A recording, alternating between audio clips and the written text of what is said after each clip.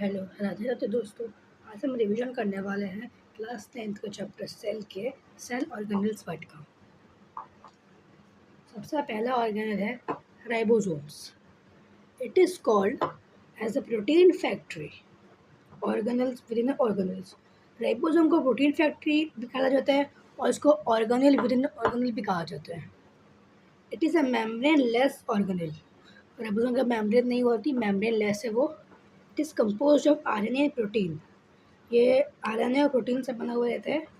Ribosome makes protein और ये protein बनाता भी है। Eukaryotic cell has 60S and 40S ribosomes.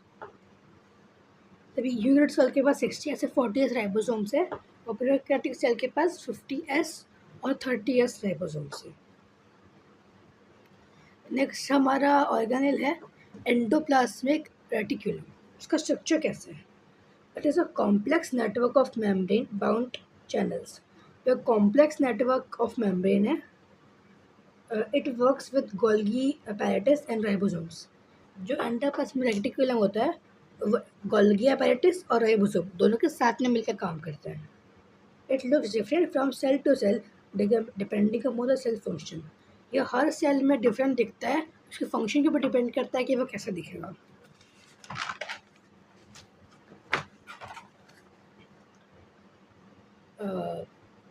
Endoplasmic reticulum के ये कुछ कंपोनेंट्स है: सिस्टीन, वेसिकल्स और tubules. These are long flattened and unbranched unit arranged in stacks. और long flattened and unbranch unit है तो स्टैक में अरेंज रहते हैं. Vesicles oval membrane bound structure, एक ओवल मेम्ब्रेन बाउंड स्ट्रक्चर है. Tubules this are irregular often branched tubes bounded by membrane.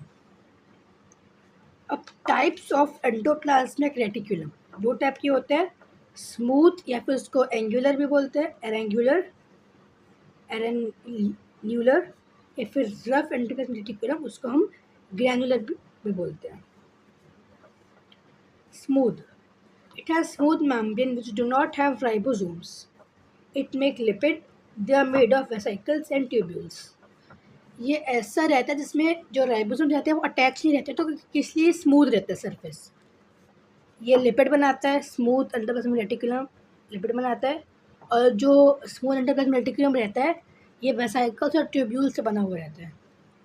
और जो रफ एंडोप्लाज्मिक रेटिकुलम रहता है ये रफ रहता है क्योंकि इसमें बहुत सारे राइबोसोम अटैच रहते हैं उसके आउटर सरफेस में, और ये प्रोटीन बनाता है. और ये जो मेड ऑफ रहता है ये मेनली सिस्टीन का मेड ऑफ रहता है. ट्यूब्यूल से भी रहते हैं लेकिन बहुत कम रहते हैं.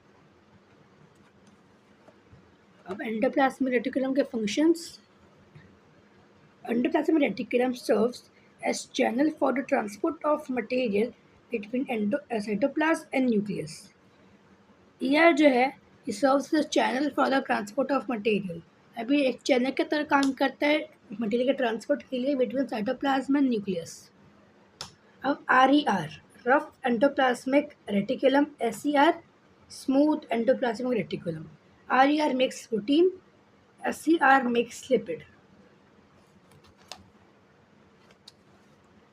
उसके और फंक्शन है भी. SER plays an important role in detoxifying many poisons and drugs. जो स्मूथ एंडोप्लाज्मिक रेटिकुलम रहता है ये बहुत सारे ड्रग्स को डिटॉक्सिफाई भी करता है. The protein and lipid synthesized by RER and SER respectively help in building membrane, which is known as membrane biogenesis. Thank you.